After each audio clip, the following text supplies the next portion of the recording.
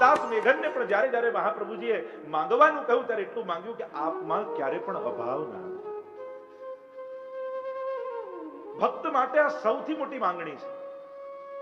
અમે તો પ્રભુ આપને કહેતા હોઈએ કે અમે તમારા તમારા તમારા છીએ.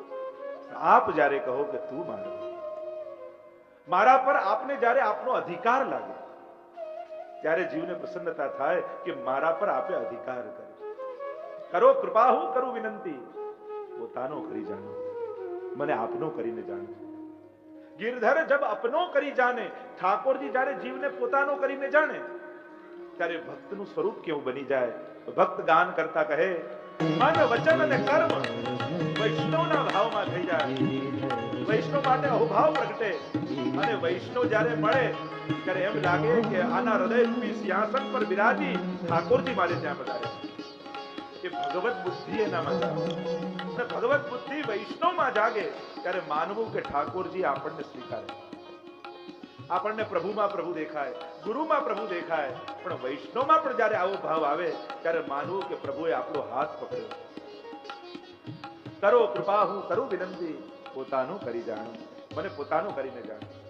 કુંતાજી પણ સ્તુતિ કરતા પ્રભુને એ જ કહે છે કે પ્રભુ પ્રત્યેક સ્ત્રી બે જગ્યાએ બંધાયેલી હોય, પિતા પક્ષ અને પતિ પક્ષ. મારું બંધન 3 જગ્યાએ છે, વૃષ્ણિષુ પાંડુષુ. પ્રભુ ખડગ ખેંચો અને મારા બંને લૌકિક બંધન કાપી નાખો, જેથી મારું કેવલ બ્રહ્મ સંબંધ રહી જાય, કેવલ આપની સાથે સંબંધ રહી જાય. ડગલે ને પગલે મને જીવનમાં વિપત્તિ આપો, એમ કુંતાજી કહે છે. પ્રભુ કહે કેમ? કુંતાજી કહે ક્યાં જ્યારે સારા દિવસો આવે ને, સુખ આવે ત્યારે દૂર દૂરના લૌકિક સ્વજનો સંસાર વધારી જતા હોય છે, પણ દુઃખ આવે ત્યારે બધા સ્વજનો છોડીને જતા રહેતા હોય છે. તો પ્રભુ સંસારને હું છોડું એટલી તાકાત અને એટલી હિંમત મારામાં નથી, પણ દુઃખ આવશે ને એટલે મારે સંસાર નહીં છોડવો પડે, સંસાર જ મને છોડીને જતો રહેશે. વિપદઃ સંતો નઃ સશ્વત તત્ર તત્ર જગદગુરુ. ડગલે ને પગલે વિપત્તિઓથી મારો જીવનનો માર્ગ ભરી દો, મને પોતાનો કરીને જાણો. કરો કૃપા, હું કરું વિનંતી, પોતાનો કરીને જાણો. અને એમ ગોપાલદાસ ગાન કરતા હવે ગુસાઈજી પ્રભુ ચરણની કૃપાથી સૃષ્ટિનું સર્જન, બ્રહ્માંડના દર્શન, અને બ્રહ્માંડના દર્શન થતા ગોલોકધામના દર્શન થયા. અને ગોલોકધામમાં રાસ જે અખંડ ચાલી રહ્યો છે એ અખંડ રાસમાં બિરાજતા વ્રજભક્તોના, ગોપીજનોના ઠાકોરજીના દર્શન ગોપાલદાસજીને થયા. અને રાસ કરતા કરતા એ રાસેશ્વરને મનમાં ઈચ્છા પ્રગટ થઈ કે મારી સૃષ્ટિ હું જગતમાં પ્રગટ કરું. અને આમ જ્યારે ઈચ્છા થઈ ત્યારે પ્રભુએ સૃષ્ટિનું સર્જન કર્યું અને ભક્તિ અને માયા બંનેને પ્રગટાવી. આ આખા સૃષ્ટિ સર્જનના દર્શન ગોપાલદાસને ગુસાઈજીની કૃપાથી થયા. વિચાર કરો, 9 વર્ષના ગોપાલદાસ જેની વાણીએ નથી, પણ કૃપા થાય તો કેવું વેદ વેદાંતનું જ્ઞાન પ્રગટે છે. એના દર્શન કરાવતા હવે ગોપાલદાસ આગળ ગાન કરતા બોલ્યા. અક્ષર બ્રહ્મનું દર્શન ગોપાલદાસજીને થયું. અક્ષર બ્રહ્મ એ પુરુષોત્તમનું નિવાસ સ્થાન છે, એની ભીતર પુરુષોત્તમ બિરાજે છે. તો અક્ષર બ્રહ્મ કેવા છે? વ્યાપક રૂપ અદ્વૈત બ્રહ્મ છે, તેજોમય કહેવાય. વ્યાપક છે, જેનો ક્યાંય અંત ન દેખાય એવું વિશાળ છે. અદ્વૈત, બીજું કોઈ જ નથી, એક જ છે. તેજોમય બ્રહ્મ જે તેજોમય કહેવાય, તેજ રૂપ છે. જીવ સાધારણ દ્રષ્ટિએ એને જોઈ શકતો નથી. અર્જુનને પણ ભગવાને દિવ્યમ દદાતિ ચક્ષુ અને દિવ્ય ચક્ષુ આપ્યા ત્યારે ભગવદ રૂપનું દર્શન થયું. આર્ય પંથ અધિકારી મુનિજન, આર્ય પંથ અધિકારી વેદ વેદાંતના માર્ગને માનનારાઓ જે મર્યાદા ભક્તો છે એ મુનિજનો તે માહે લય થાય. અને વેદ મર્યાદાને માનનારા જે જીવો છે, વેદોક્ત માર્ગ પર ચાલનારા જે જીવો છે એ અક્ષર બ્રહ્મને પ્રાપ્ત થાય છે. એમની ગતિ ત્યાં સુધી જ છે. અંદર બિરાજતા ગોલોકધામના દર્શન તો એમને થતા નથી. એ ગોલોકધામની ભીતર બિરાજતા પુરુષોત્તમની તો સ્વપ્નમાં પણ એમને ઝાંકી થતી નથી. અને આવા જે વેદ માર્ગી, મર્યાદા માર્ગી જીવો છે એ અક્ષર બ્રહ્મ સુધી પહોંચી શકે છે. અને એ દર્શન કરાવ્યા બાદ હવે ભીતર ગોપાલદાસ આગળ દર્શન કરાવે. અને અક્ષર બ્રહ્મ કેવો છે? અક્ષર આદિ અખંડ અનુપમ, અખંડ છે. જેનો ક્યાંય અંત દેખાતો નથી, જેનો કોઈ ખંડ દેખાતો નથી, સર્વત્ર વ્યાપક, સર્વ એમાં છે, એવો અક્ષર બ્રહ્મ. જેમ કોઈ માછલી દરિયામાં હોય અને માછલી પૂછે કે આ દરિયા વિશે સાંભળ્યું છે બહુ, છે ક્યાં? પણ એ માછલી દરિયાનો પાર ન પામી શકે, પોતે એની ભીતર છે. એમ અક્ષર બ્રહ્મ એવો વ્યાપક છે કે કોઈ એમ જીવ પૂછે કે મારે અક્ષર બ્રહ્મ જોવો છે, જેમ માછલી દરિયાને જોવા માટે લાલાયિત થાય અને એ જોઈ શકતી નથી, કેવલ એને અનુભવી શકે, એમ અક્ષર બ્રહ્મ પણ એવો છે, અખંડ, અનુપમ, જેને ઉપમા આપીને પણ સમજાવી શકાય એમ નથી. કારણ કે સાધારણ વસ્તુ હોય ને એક્ઝામ્પલ કે કોઈ ઉપમા આપીને સમજાવી શકાય, પણ આને જેમ કોઈ સારું ગાતું હોય તો આપણે એમ કે કોયલ જેવું ગાય છે, પણ કોયલ કેવું ગાય છે એને કઈ ઉપમા આપવું? અનુપમેય છે, વાણીથી પર છે. કારણ કે વાણી દ્વારા કોઈ વસ્તુને સમજાવવી હોય તો કોઈકનું એક્ઝામ્પલ આપવું પડે. આપણે એમ કહીએ કે કમળની પાખડીએ જેવી આના નેત્રો છે, શુકના ચાંચ જેવી નાસિકા છે, દાડમના દાણા જેવા આના દાંત, આમ જુદા જુદા ઉપમા. જ્યારે ઉત્તમ વસ્તુ, સુંદર વસ્તુને સમજાવવી હોય ત્યારે કોઈને કોઈ ઉપમા આપીને સમજાવી શકાય, એટલે આપણને અંદાજો આવે કે હા આવું સુંદર હશે. પણ આ અક્ષર બ્રહ્મ એવું છે કે એના માટે કોઈ ઉપમા નથી. અનુપમ, ઉપમા કહી ન જાય, એની ઉપમા આપી શકાતી નથી, એનો તો કેવલ અનુભવ છે. અસ્તિ વસ્તુ સહુ કો મળી બોલે, નિગમ નેતિ નેતિ ગાય. અસ્તિ વસ્તુ, બસ બસ, હવે આગળ નહીં કહી શકીએ. નિગમ એટલે વેદ, નેતિ નેતિ, નઈતિ નઈતિ, હજ કોઈ એનો અંત નથી. એમ નેતિ નેતિ કરીને વેદ પણ બેસી જાય છે. વેદ પણ પોતાની હાર માનીને બેસી જાય છે કે બસ આ વાણીનો વિષય નથી. અને પુરુષોત્તમ જે અક્ષર બ્રહ્મની અંદર બિરાજે છે, એ અક્ષર બ્રહ્મ કેવું છે કે નિર્ગુણનો નિર્દેશ અટપટો. સગુણ હોય તો આ તો નિર્ગુણ છે, અને જેનો અંત જ ન હોય એને વર્ણન કઈ રીતે કરવું? રસનાસી પેરે કહીએ, આ જીવા દ્વારા એનું વર્ણન કઈ રીતે થઈ શકે? કારણ રસના કોના વિશે ગાઈ શકે? રૂપ, વર્ણ, વપુ, દ્રષ્ટ પદાર્થ. નથી ત્યાં રૂપ, નથી ત્યાં વર્ણ, નથી ત્યાં વપુ, નથી ત્યાં કોઈ દેખાતો પદાર્થ. ત્યાં એકો નવલઈ, ત્યાં તો કેવલ તેજ તેજ તેજ દેખાય છે, નથી કોઈ આકાર, કાંઈ દેખાતું નથી. એટલે વાણી એની ગાથા ગાઈ શકતી નથી, કેવલ એના પ્રભાવને અનુભવી શકે છે. અને આવો અક્ષર બ્રહ્મ, અને એનાથી જે અગોચર, એનાથી જે પર છે, વેદ માર્ગી લોકો આ અક્ષર બ્રહ્મ સુધી પામી શકે છે, મુક્તિનો અનુભવ કરી શકે છે. પણ એની ભીતર યસ્માત ક્ષરમતીતો અહમ અક્ષરાદપી ચોત્તમ અતોસ્મી લોકે વેદે ચ પ્રથિત પુરુષોત્તમ. સ્વયં ભગવાન ગીતામાં સમજાવે છે આ વાત. અક્ષર બ્રહ્મ અને એનાથી પણ જે પર છે એ છે પુરુષોત્તમ. કે જે પુરુષોત્તમ પોતે ક્ષર અને અક્ષર બંને રૂપે પરિણમિત થાય છે, રૂપ ધારણ કરે છે. તો ગોપાલદાસ કેવલ અહીંયા જ્યાં મુક્તિ માર્ગી લોકો પહોંચી શકે છે ત્યાં અટકી ન રહ્યા. ગુસાઈજીની એવી કૃપા થઈ કે અક્ષર બ્રહ્મની ભીતર જે પુરુષોત્તમ બિરાજે છે, હવે એનું વર્ણન આગળ કરતા ગોપાલદાસ ગાન કરતા બોલ્યા. ગોપાલદાસ કહે, આ અક્ષર બ્રહ્મથી પુરુષોત્તમ અળગા છે, જે કેવલ મર્યાદા માર્ગી છે, વેદ માર્ગી છે, એ અક્ષર બ્રહ્મ સુધી આવીને અટકી જાય છે. એમને લાગે આ છેલ્લો પડાવ છે, પણ એની પણ આગળ પુરુષોત્તમની પ્રાપ્તિ છે, એને જાણી શકતા નથી. તે થકી પુરુષોત્તમ અળગા. અક્ષર બ્રહ્મ એ અંતરથી, પરમ ફળ એ તો ભીતર વિરાજતા પુરુષોત્તમ છે. તો તે અળગા લીલા અચળ વિહાર. કારણ કે આ અક્ષર બ્રહ્મની ભીતર ભગવાનની અલૌકિક લીલા સ્થળી છે, અને ત્યાં એ પુરુષોત્તમ આત્મકૃતે પરિણામાત એકોહમ બહુશ્યામ પ્રજાએય, પોતાના સ્વરૂપમાંથી પોતાના ભગવત્તાનો આનંદ લેવા માટે અનેક પ્રકારના લીલા પરિકરો પ્રગટ કર્યા છે. આખી લીલા સ્થળી છે ભીતર, અને ત્યાં એ લીલા સ્થળીમાં પુરુષોત્તમ, પૂર્ણ પુરુષોત્તમ, પરબ્રહ્મ જેને કહીએ, એનો અખંડ લીલા વિહાર ચાલે છે. પણ ત્યાં બ્રહ્મ જ્ઞાની ને મુક્તિ માર્ગી સ્વપ્ને નહીં વહેવા.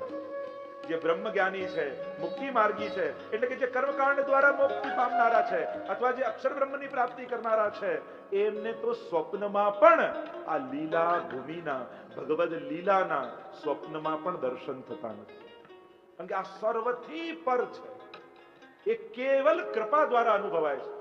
કારણ કે આ લીલા સ્થળી એવી છે જ્યાં પ્રભુ પોતાના સમગ્ર માધુર્ય દ્વારા બિરાજે છે, માધુર્ય સહિત બિરાજે છે. અનેક ગોપીજનો ત્યાં બિરાજે છે. ત્યાં વૃંદાવન છે, ત્યાં યમુનાજી છે, ત્યાં ગિરિરાજજી છે, અને અનંત ગોપીજનો સાથે પ્રભુનો ત્યાં અખંડ રાસ ચાલી રહ્યો છે.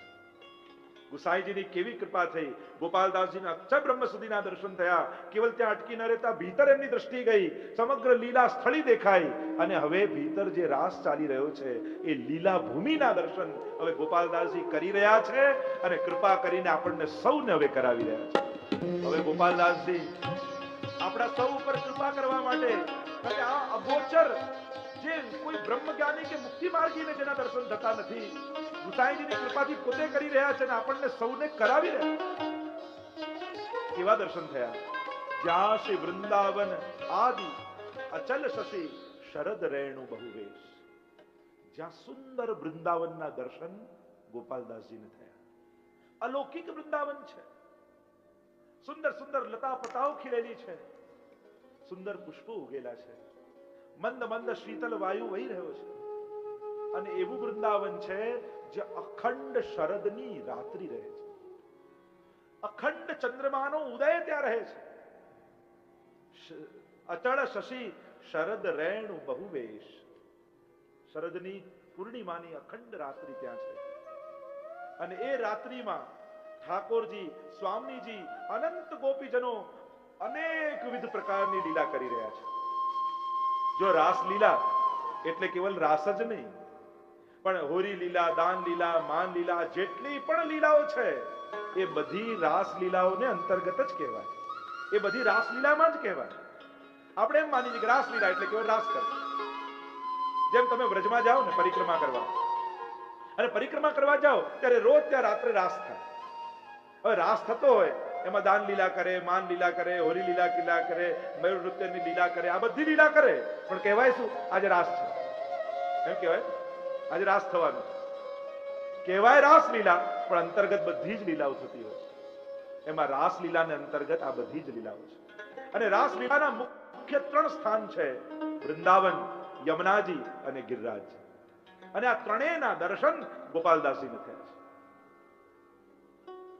શરદની રાત્રિમાં એમ તો 6 ઋતુ સખી બની ઠાકોરજીની નિત્ય સેવા કરે છે. દર્શન થયા. વન દેવી પદ કુમકુમ મુખ સુખ પરસે રંગ વિશેષ. સુંદર વૃંદાવન, અલૌકિક રત્ન જડિત ગિરિરાજ બાબાના દર્શન થયા. નિકટ રત્નોથી જડેલો ઘાટ અને કલકલ કલકલ કલકલ વહેતા શ્રી યમુનાજીના દર્શન થયા. ઠાકોરજી અને સ્વામીજી ક્યાં બિરાજ્યા છે? તો કહું, એ સુંદર રત્ન જડિત ગિરિરાજજીની ભીતર એક સુંદર કંદરા છે, અને એ કંદરામાં ઠાકોરજી અને સ્વામીજી બિરાજેલા છે. આ ગોપાલદાસના દર્શન થયા છે. ગોવર્ધન ગિરી સઘન કંદરા રૈન નિવાસ કિયો પિય પ્યારી. ઠાકોરજી સ્વામીજીના શૃંગાર કરી રહ્યા છે, અને સ્વામીજી ઠાકોરજીના શૃંગાર કરી રહ્યા છે. પરસ્પર એકબીજાના શૃંગાર કર્યા. શૃંગાર કર્યા પછી મહાવર કુમકુમ કેસર લઈ સુંદર ચિત્રકારી ઠાકોરજીના ચરણારવિંદ પર સ્વામીજીએ કરી, અને ઠાકોરજીએ સ્વામીજીના ચરણારવિંદ પર પરસ્પર કરી. આખી રાત્રિ લીલા ચાલી. પ્રાતઃ કાલ ઠાકોરજી અને સ્વામીજી આવત લાલ ગોવર્ધન ધારી એકબીજાના કંધા પર હાથ રાખી એક એક શિલા ઉપર ચરણારવિંદ પધરાવતા પધરાવતા યુગલ સ્વરૂપ નીચે પધાર્યું અને લીલા કરવા આગળ પધારી ગયા. એ ગિરિરાજજીની તળેટીમાં વનદેવી, જેને પુલિંદ જીવ આપણે કહીએ, જેના ભાવથી ઉત્થાપન ભોગ આવે છે આપણે ત્યાં, એ ભીલ કન્યાઓ જે ગિરિરાજજીની તળેટીમાં રહેતી, રોજ ગિરિરાજજીની તળેટીમાં આવી કંદમૂળ ફળફૂળ ભેગી કરતી અને ઠાકોરજીને ઉત્થાપન ભોગ આરોગા. વેણુ ગીતમાં પણ ગોપીજનો યાદ કરે છે, પૂર્ણા પુલિંદ વૃગાય પદાબ્જ રાગ. પૂર્ણ કહ્યા છે પુલિંદજીઓને, કારણ કે જ્યારે કંદમૂળ લેવા આવે ત્યારે ઠાકોરજી ને સ્વામીજી નીચે જ્યાંથી પધાર્યા હોય અને એમના ચરણારવિંદમાં રહેલું કુમકુમ અને કેસર કુમળા કુમળા તાજા ઉગેલા ઘાસ ઉપર લાગેલું હોય. અને કંદમૂળ વીણતી એ પુલિંદજીઓ વનદેવીઓ જ્યારે કંદમૂળ લેતી લેતી જુએ તો કુમળા કુમળા તાજા ઘાસ ઉપર ઠાકોરજી અને સ્વામીજીના ચરણારવિંદના કુમકુમ અને કેસર લાલાશ એ લીલા લીલા ઘાસ ઉપર લાગેલું છે. ત્યારે એ વનદેવીઓ બધું કુમકુમ કેસર ભેગું કરી અને કુમકુમ અને કેસર પોતાના હૃદય પર લગાડે અને હૃદય પર લગાડતા જ એ જ ક્ષણે એમને સ્વામીજીનો આવેશ થઈ જાય અને લીલા સમયે સ્વામીજીને જે આનંદનો અનુભવ થયો હોય એ જ આનંદનો અનુભવ આ વનદેવીઓને થઈ જાય. અને આ દર્શન ગોપાલદાસજી કરતા બોલ્યા, વનદેવી પદ કુમકુમ મુખ સુખ પરસે રંગ વિશેષ. અને એ આનંદનો અનુભવ એમણે કર્યો. હવે ગોપાલદાસજીની દ્રષ્ટિ પડી, કલકલ કલકલ સ્વર સંભળાયો ગોપાલદાસને. દ્રષ્ટિ પડી એ વૃંદાવનમાં કલકલ વહેતા યમુનાજી પર સુંદર રત્ન જડિત ઘાટ છે અને કલકલ વહેતા એ યમુનાજીની ભીતર ગોપાલદાસજીને આશ્ચર્ય એ વાતનું થયું કે એ કલકલ વહેતા સુંદર સ્વચ્છ જલમાં કુમુદ અને કમળ એક સાથે ખીલેલા છે. આશ્ચર્ય થયું અને દર્શન કરતાની સાથે ગોપાલદાસ ગાન કરવા લાગ્યા. જ્યાં સરિતા ચામીકર મણિગણ, ચામીકર એટલે સુવર્ણ, સોનાના ઘાટ બનેલા છે અને અનેક મણીઓ ત્યાં જડેલા છે અને મણીઓનો પ્રકાશ એ જલ ઉપર એવો પડે છે કે ક્યારેક નીલમણી, ક્યારેક રત્નમણી, ક્યારેક પન્ના, માણેક, હીરા, એ બધાના પ્રકાશમાં સમગ્ર જલ અલૌકિક લાગી રહ્યું છે અને સોનાથી જડેલા ઘાટ છે. જ્યાં સરિતા ચામીકર મણિગણ ઉભય બદ્ધ સોપાન, કમલ કુમુદ નાના અલી સુંદર મધુર કરે ત્યાં ગાન. અને આશ્ચર્ય એ વાતનું ગોપાલદાસને થયું કે એ અલૌકિક જલમાં કમલ અને કુમુદ એક સાથે ઉગેલા છે. નિકટમાંથી ઠાકોરજી અને સ્વામીજી પધારી રહ્યા છે. યમુનાજીના જલમાં લહેરો ઉછાળા મારી રહી છે. ગોપાલદાસને આશ્ચર્ય એ થયું કે ક્યારે પણ કમળ અને કુમુદ એક સાથે ન ખીલે. કુમુદની ક્યારે ખીલે? જ્યારે રાત્રિના સમયે ચંદ્રમા ખીલે ત્યારે ચંદ્રમાને જોઈને કુમુદ ખીલે. કોયણા કહીએ ને જેને શ્વેત કોયણાઓ કેવા ખીલે? ક્યારે ખીલે? રાત્રિના સમયે ચંદ્રમાને જોઈને. અને કમળ ક્યારે ખીલે?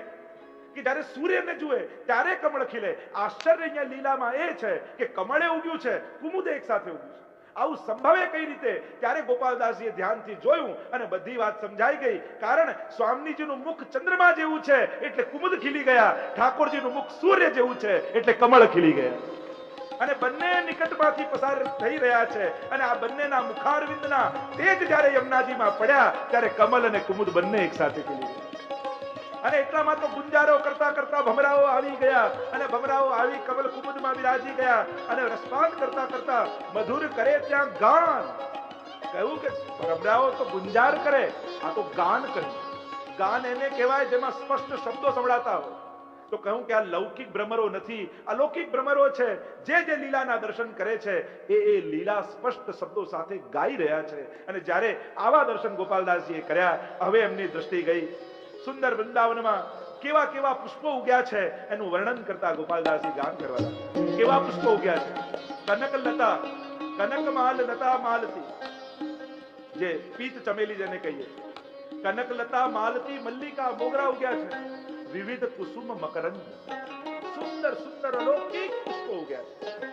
લીલા સ્થળીમાં જે સમયની લીલા હોય એવા પુષ્પો ખીલી જાય છે. આ વૃક્ષો એવા છે, આ લતા પતાઓ એવી છે કે લીલાને અનુસાર પુષ્પો ઉગે છે.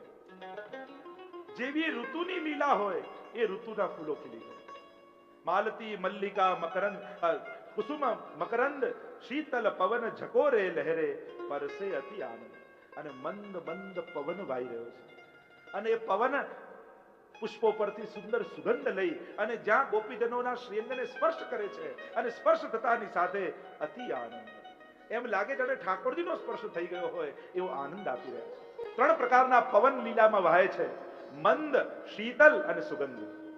ત્રિવિધ પવન સંચરે લલિત વ્રજદેશ ગિરિરાજ રાજે. ત્રણ પ્રકારના પવન વહે છે. મંદ પવન હોય છે. જો ઠાકોરજીની લીલામાં પંખો પણ જયારે કરતા હોઈએ ને ત્યારે વાવાઝોડા જેવો નહીં કરવો, મંદ પવન આવે. ઘણા લોકો આમ કાઠિયાવાડમાં એવા ઝાપટા મારે જાણે વાવાઝોડું આવ્યું. મંદ પવન છે જે આનંદ આપે. વિક્ષેપ લીલામાં પવન દ્વારા પણ વિક્ષેપ ન થવો જોઈએ. પવન તરફ ધ્યાન ન જવું જોઈએ. જો જેને પંખો કરતા હોઈએ એનું ધ્યાન પંખા તરફ ન જવું જોઈએ.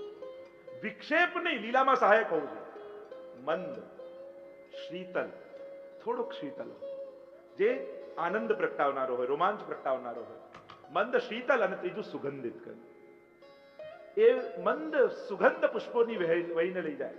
આ ત્રણ પ્રકારના ત્રિવિધ પવન સંચર, ત્રણ પ્રકારના પવન વાઈ રહ્યા છે. અને હવે ગોપાલદાસની દ્રષ્ટિ પડી, રત્નોથી જડેલો એક અલૌકિક પર્વત દેખાયો.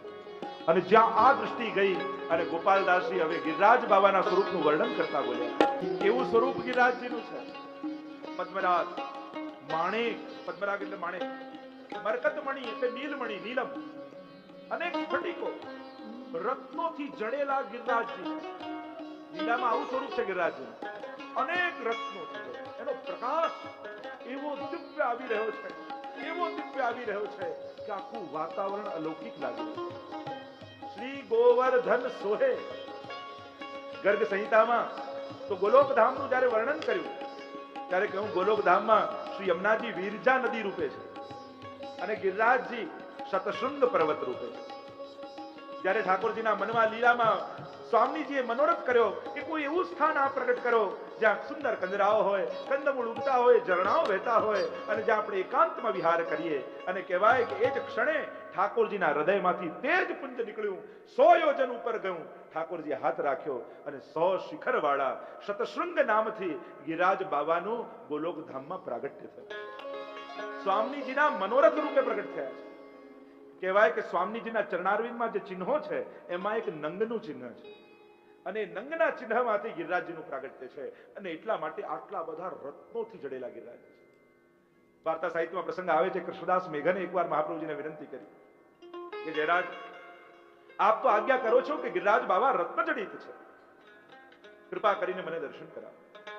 મહાપ્રભુજી આજ્ઞા કરી કે અષ્ટાક્ષરનું સ્મરણ કરતા કરતા ગિરિરાજજીની આ કંદરા છે એની ભીતર જાઓ, ગિરિરાજ બાબાની કૃપા જરૂર થશે.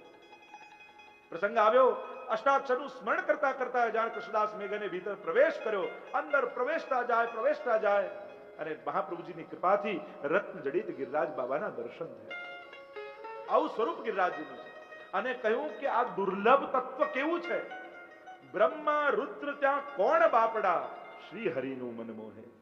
અરે આ બધી લીલા સંપત્તિ જોઈ, આ લીલા સામગ્રી જોઈ સ્વયં ઠાકોરજીનું મોહ મોવાઈ ગયું, મોહિત થઈ ગયું ઠાકોરજીનું. આવી અલૌકિક સુંદરતા. તો જ્યાં ઠાકોરજીનું મન મોહાઈ જતું હોય તો બ્રહ્મા રુદ્ર ત્યાં કોણ બાપડા. તો ભગવાન જ્યાં મોહિત થઈ જતા હોય તો બ્રહ્મા અને મહાદેવજીની તો શું ગતિ કહી શકાય. એમનો તો ત્યાં પ્રવેશ ના થઈ શકે એવું દિવ્ય અલૌકિક સ્થાન છે. કારણ કે દેવતાઓને ભગવાનની લીલામાં મોહ થાય છે, પણ ભક્તોને ભગવાનની લીલામાં ક્યારે મોહ થતો નથી. એઠું ખાતર જોઈ ગ્વાલ બાલોનું બ્રહ્માજીને મોહ થઈ ગયો, પણ પરમાનંદ પ્રભુ હમ સબ જાનત તુમ ત્રિભુવન કે ભૂ. અમારા પરમાનંદાસજી તો કહે કે બ્રહ્માજીને ભલે મોહ થઈ જાય પણ હું આપનો ભક્ત છું, હમ સબ જાનત, હું તો બધું જ જાણું છું કે આપ તો ત્રિભુવનના નાથ છો, આપ તો પ્રભુ છો. દેવતાઓને મોહ થાય, ભક્તોને મોહ થતો નથી ભગવાનની. તો કહ્યું કે બ્રહ્મા રુદ્ર ત્યાં કોણ બાપડા. મોટા મોટા દેવતાઓને પણ એ દર્શન થતા નથી. એવું આ અલૌકિક ગોલોકધામ છે જે જોઈને સ્વયં ઠાકોરજી મોહિત થઈ જાય છે. અને ગોલોકધામના અધિક દર્શન કરાવતા કેવી ત્યાં લીલા સૃષ્ટિ છે એનું વર્ણન કરતા ગોપાલદાસજી આગળ ગાન કરે. ગોપાલદાસજી વર્ણન કરતા કરતા પણ કહેવા લાગ્યા, જો હું ગોલોકધામનું વર્ણન કરવા જઈશ તો આ પહેલું આખ્યાન જ પૂરું નહીં થાય, એટલે ગ્રંથ થાય વિસ્તાર, એનો બહુ વિસ્તાર થઈ જશે. એટલે ટૂંકાણમાં સમજાવતા કહ્યું, નાના પક્ષીની શબ્દ માધુરી, આવું સુંદર વૃંદાવન અને એમાં અનેક પ્રકારના સુંદર સુંદર પક્ષીઓ બિરાજે. આગળ પણ કહેશે, લીલાને અનુસાર કલરવ પૂજતા દ્વિજ શોભતા. આગળના આખ્યાનોમાં પણ આવશે. આ પક્ષીઓ કેવા છે? જો લીલામાં કયા કયા પક્ષીઓ ઠાકોરજીની સેવામાં વિનિયોગ થાય યા ઉપમા અપાય, વિચાર કરીએ. જો પહેલું શુક, બીજું કોઈને યાદ આવે? મોર, ત્રીજું હંસ, ચોથું એવા હમણાં વિસ્તાર ગ્રંથ થાય, વિસ્તાર આપણી વાતનો વિસ્તાર થશે, પણ અનેક પ્રકારના પક્ષીઓ, નાના પક્ષીની શબ્દ માધુરી, એ સુંદર સુંદર કલરવ કરી રહ્યા છે. અને આ પક્ષીઓ પણ રસાભાસ થાય એવો કલરવ નથી કરતા, રસની અભિવૃદ્ધિ થાય એવો કલરવ કરે છે. આ ભિન્ન ભિન્ન પક્ષીઓ જે છે, નાના પક્ષીની શબ્દ માધુરી, સુંદર સુંદર સ્વરો કાઢે છે. જો આપણે ત્યાં એટલે સુખદેવજી કહ્યું કે આ લીલા સુખ છે, કે જેણે લીલામાં એ દર્શન કર્યા છે. સુવા પડાવત સારંગ નયની, સ્વામીજીના હસ્તમાં બિરાજે અને સ્વામીજી એને પડાવ્યા છે, લીલામાં એને દર્શન કર્યા છે. અને એટલે જ આપણે ત્યાં જે ભજન કે કીર્તન ગાય એને શું કહે? કીર્તનિયા. એટલે જ કીર્તનિયા. કીર એટલે સુખ, સુખદેવ જેને કીર્તન ભક્તિ કરી, અને તનિયા એટલે એના વંશજ, એના પુત્ર, કે જે સુખદેવજી એ ગાયું છે એના વંશમાં આ છે, અને એ પણ ભગવદ યશને ગાઈ રહ્યા છે, એટલે કહેવાય કીર્તન. લીલાને અનુસાર કલર, નાના પક્ષીની શબ્દ માધુરી, શોભા તણો નહીં પાર, અને વિવિધ પ્રકારે જુજવા કહેતા ગ્રંથ થાય વિસ્તાર. હવે જો ગોપાલદાસ કહે કે જો આ બધી જ લીલા સૃષ્ટિનું હું વર્ણન કરવા જઈશ તો ગ્રંથનો ખૂબ વિસ્તાર થઈ જશે. મારે તો એ જે લીલા કરી રહ્યા છે, આ લીલા સૃષ્ટિમાં જે પુરુષોત્તમ એણે ભૂતલ પર પધારીને કઈ લીલા કરી, મારે તો એ લીલા ગાવવી છે. અને એટલા માટે અહીંયા લીલા પરિકરને, લીલા સૃષ્ટિનો હું વિરામ કરી અને આગળ ગાન કરતા આ ગોપાલદાસજી વર્ણન કરે. શ્યામા શતદલ નયન સુંદર, 100 દલ વાળું, 100 પંખુડી વાળું જે દલ હોય કમળ, અને એવા જેના નેત્રો છે એવા શ્યામા. શ્યામા કોને કહેવાય છે? 16 વર્ષના ગોપીજનો, મોટા મોટા કમળની પાંખુડીઓ જેવા જેના નેત્રો છે, એવા ગોપીજનોના યુથ તણો નહીં પાર. અનેક યુથો છે એવા ગોપીજનોના. જો લીલામાં સ્વામીજીની ભીતર જે જે મનોરથો જાગે છે, એ મનોરથો, એ ભાવનાઓ જ ગોપીઓ બનીને પ્રગટ થઈ જાય છે. કારણ કે લીલામાં બધું જ સ્વરૂપાત્મક છે. ત્યાં જાગેલી ભાવના પણ ગોપી સાકાર રૂપે પ્રગટ થઈ અને ઠાકોરજીની સેવામાં લાગી જાય. એમ થાય કે આવો ઠાકોરજીનો મનોરથ કરવો છે, એ જે જાગેલી ભાવના છે એ અનેક ગોપીઓ રૂપે પ્રગટ થઈ ઠાકોરજીનો એ મનોરથ સિદ્ધ કરવા લાગી જાય. તો આવા અનંત કોટી ગોપીજનોના પ્રાગટ્ય રોજના રોજ સ્વામીજી અને ગોપીજનોના મનોરથોમાંથી થાય છે. એવા અનેક યુથો છે. અનેક રાસ મંડળ રચના રચી ખેલે શ્રી નંદકુમાર. અને એ ગોપીજનોના અનેક મંડળો રચી ઠાકોરજી અને સ્વામીજી અનેક પ્રકારની લીલાઓ કરી રહ્યા છે. પ્રાતઃકાલથી લઈને રાત્રિ સુધી, જેને દ્વાદશ નિકુંજ કહીએ, ખટ ઋતુની ભાવનામાં ચતુર્બુદ્ધદાસજીને જે દર્શન કરાવ્યા ગુસાઈજી પ્રભુ ચરણે, અને પ્રાતઃકાલથી લઈ રાત્રિ સુધી અહર્નિશ એટલે કે દિવસ અને રાત ત્યાં અખંડ લીલા ચાલી રહી છે. એક પછી એક ઋતુમાં, એક પછી એક કુંજમાં, અને દરેક કુંજ બે પ્રકારની, દરેક ઋતુમાં એક ઋતુમાં બે પ્રકારની કુંજ, એક પુષ્પની અને બીજી મણીની. અને આમ એક ઋતુમાં બે કુંજ અને 6 ઋતુમાં દ્વાદશ કુંજ.